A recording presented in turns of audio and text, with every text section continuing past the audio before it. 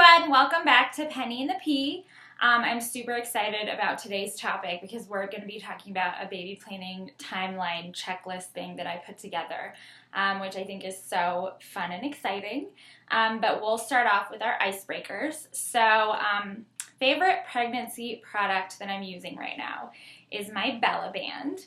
And this is what a Bella Band looks like. It's kind of like a stretchy band that you put around your hips and your stomach. And you can use it when you're in that weird transition period where you kind of want to still wear your jeans and your pants, but you can't zip them or button them. So you can just put this over the zipper and the button part, and it kind of saves you some time before you have to buy the real maternity pants with the whole panel and everything. It feels kind of like Spanx material. That's like the only way that I can think of how to explain it. And it comes in different colors, and you can get them at Target. I've heard from some people that they don't love them. They feel a little uncomfortable. I know that at the end of the day, if my stomach is feeling really itchy, it doesn't feel great to have something like over it if I've been wearing it all day. But for the most part, it has really helped me to kind of get a couple more weeks out of my jeans. So I really love it, and it's really inexpensive compared to buying maternity jeans. So a favorite pregnancy book that I'm reading right now, it's called The Girlfriend's Guide to Pregnancy. It's actually on my iPad, so I don't have a hard copy. But it is just really hilarious, and it's one of those books that's like a tell-all, and it just like doesn't hold anything back. And it's really funny and kind of jokes about all the horrible symptoms you feel when you're pregnant and how you're supposed to be glowing and, you know, feeling so beautiful, and you just feel like a huge cow. I think that's their word that they use. I just found it really refreshing, and it's kind of much more entertaining than sometimes reading, you know, about your baby's development, and, you know, it can get a little bit boring with all the facts. So I really like that. And a pregnancy symptom that I'm feeling is definitely tired. You know, I'm in my second trimester, but I still get really tired, and it depends if I wake up early or, you know, if I decide to skip a nap that day. By like 7:30, I am comatose and need to go upstairs. So we are definitely going to bed early in the Rosen household.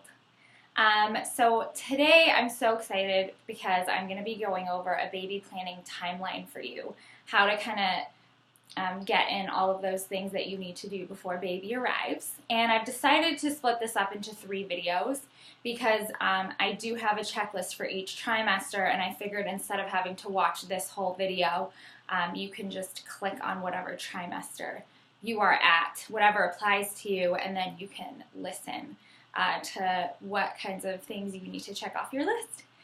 So this is kind of what my list looks like. I created this when I started my baby planning business. It was for potential clients, and the reason I decided to make my own was because I did a ton of research on the internet, and I just think that some of these lists are actually ridiculous. They're like 80 pages long, and some of the stuff on them, it just seems like overkill to me, and I feel like a lot of moms get really overwhelmed when they're pregnant, they're not feeling so great, and then they get this like mile-long list, and they're like, there's just no way I'm going to finish all of that. I have life, I have a job, maybe I have other kids.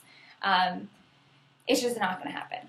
So I decided that I would take kind of what I wanted to, do a little research, you know, use some of my friends' advice, and put together my own list.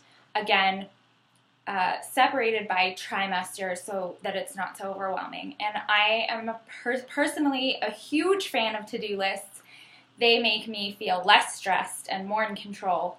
And I think the beauty of a to-do list is really one that you keep very short. And you know, I don't think that it's going to make you feel better if it's a mile long, as I mentioned before. So we'll kind of go over what's on our baby planning checklist today for the first trimester, which is weeks 1 through 12. And my little caveat for this is, you know, you can have this list and it's all well and good. If you get to like 3 things on this list, go you. Because the first trimester, I know for myself, it's just an absolute nightmare. It feels like the hostile takeover is what I used to call it. You know, you really need to just be taking care of yourself. Maybe sneak in a prenatal appointment, you know, towards the end. But it's really time for you to just kind of zone out. With that being said, so I wrote schedule a prenatal appointment. You know, that's really important just because they like to do some things before 12 weeks, like some of the genetic testing, and they like to just check in with you, make sure everything's fine. And it's also a time when you get to hear the heartbeat, which is really, I think, reassuring and exciting. Explore your health insurance and what it offers. You know, kind of make sure that you have health insurance. You know, if you're switching health insurances, like what would that mean? And it'll just help you to understand like where you can deliver. It's a good thing to check up on early. And a little tidbit of information is that most health insurances give you a free breast pump. You just need to call them and organize it, but you should be getting a free breast pump from your insurance. I'm pretty sure every insurance does this, and breast pumps can be really expensive. They're like upwards of $300. So this is not something that you should be paying for on your own if you don't have to. So that's another good thing to check if you just want to make that phone call. Start taking your prenatal vitamins.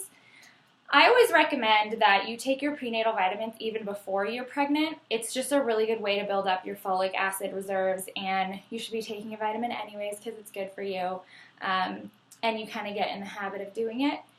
If you need to change your prenatal vitamin when you are having that morning sickness, that's okay. I actually took the little gummies, I think they're called VitaCraves, for the first trimester, and they actually have DHA in them, which I didn't know before, but DHA is really good for your baby's brain development, and it's not necessarily included in every prenatal vitamin. So the gummies are great.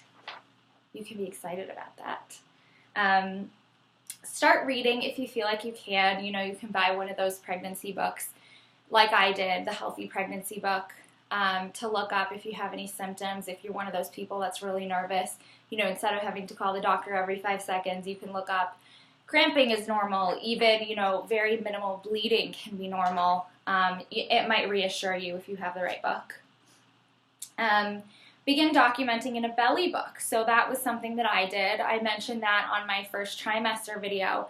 And it doesn't even have to be a belly book. I mean, you can just write in a journal. It might be helpful to just kind of vent and try to connect with baby. If you don't feel like doing that, that's fine too. And drink a lot of water. That's a huge one. And start monitoring your caffeine intake. So depending on what kind of resource you use, you can have up to like 250 milligrams of caffeine a day.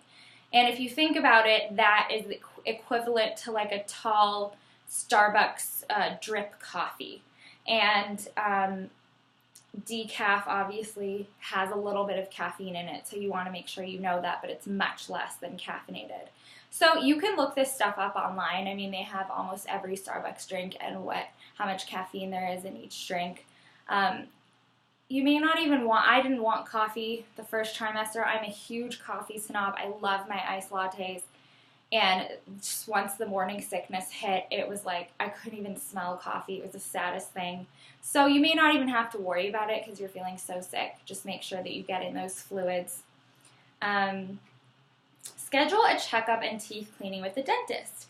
This one seems a little random, but I know that dentists' appointments fill up really quickly, and you want to get that teeth cleaning in right around your second trimester. So probably the first trimester is not a good idea because anything that goes like anywhere near your mouth will make you gag.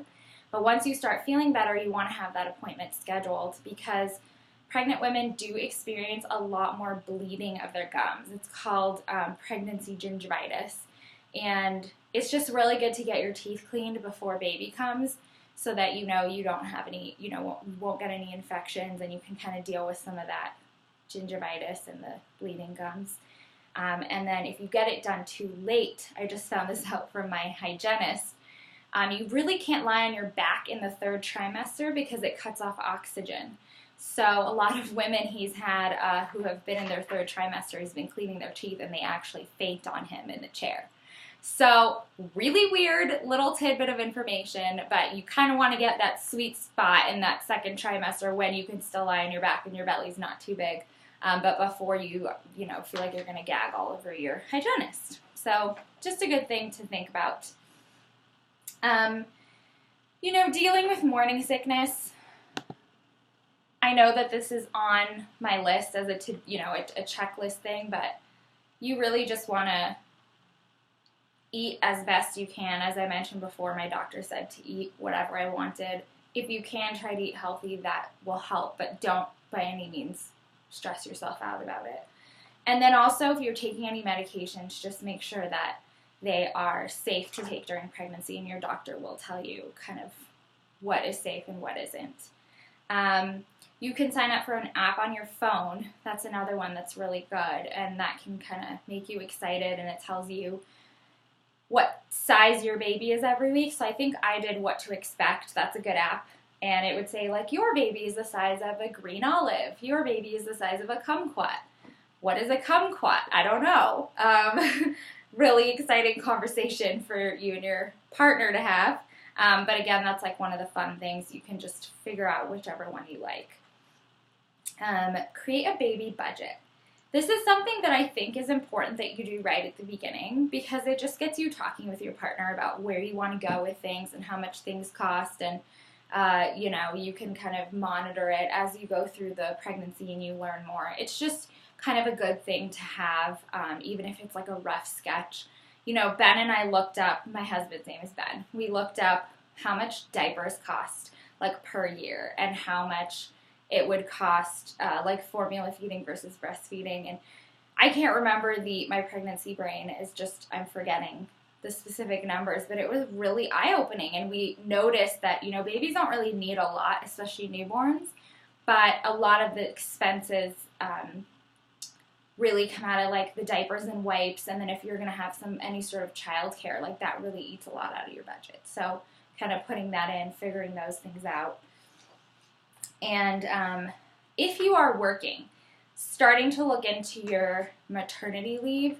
This would probably happen like towards the end of your trimester, when you start to tell people at work, you might want to just nip this in the bud and see how long you get, and that way you can start planning right away what you're going to do, who's going to be there to help you, and all the nitty-gritty with how much you're getting paid and that kind of thing. I think a good standard is like 8 to 12 weeks, but some places make you go back as early as 6 weeks. So that's something that you'll just have to decide how to, proceed from there. And the last one is so great. I really love this one. Talk about your parenting styles with your partner. So this was something that was really important that Ben and I have been doing since before we were pregnant, because it took us so long to get pregnant. We've always had conversations about how we want to raise our children and what kind of values we want to raise them with. And it's just really important to get this going and to start talking about this, because you will be surprised as to how strong you feel about certain things and how you may differ on certain aspects of child rearing. So, for example, I went to a private school my whole life, and my husband went to a public school. And when we first had this conversation, he said, oh, we're public school all the way. There's just no reason to go to private school. And I was like, no, private school all the way. And we realized, we were so set in our ways because that's all we knew. And we had to kind of open up the conversation, talk about why we felt so strongly. And, all of a sudden it came out that, maybe public school would be better for high school, or maybe we should give them the decision. Or, my husband, there were certain things he didn't like about public school when he was littler and, in the elementary years. So slowly, you learn how to compromise, and it's really important to hear both sides. Another thing is, we had such amazing parents, and so we have great role models for how we want to parent, but there are some issues that our parents never had to deal with. For example, screen time. Everything now is on the iPad and the iPhone and the internet, and, we had to have the conversation about whether we would let our child have a computer in their room, a laptop. You hear all of these scary stories about, you have no idea who's on the other side of the screen, about cyberbullying, and, the other aspect is how early do you start your child on screen time. You know, how early are you going to sit them in front of the TV and that kind of thing, and how is that going to affect their development? So again, really, you know, a lot of issues that when you're just hanging out and just, you know, might be good to talk about and see where each of you stands. So, you know, a lot of these are more kind of things that you can decide whether you want to do them or not. You can pick and choose, take it with a grain of salt kind of thing, aside from, you know, just setting up that prenatal appointment and figuring out who your healthcare provider is going to be. Most of it is just stuff you really need to just start thinking about. So I hope that that was helpful, and stay tuned for the next video, which is going to be on the second trimester.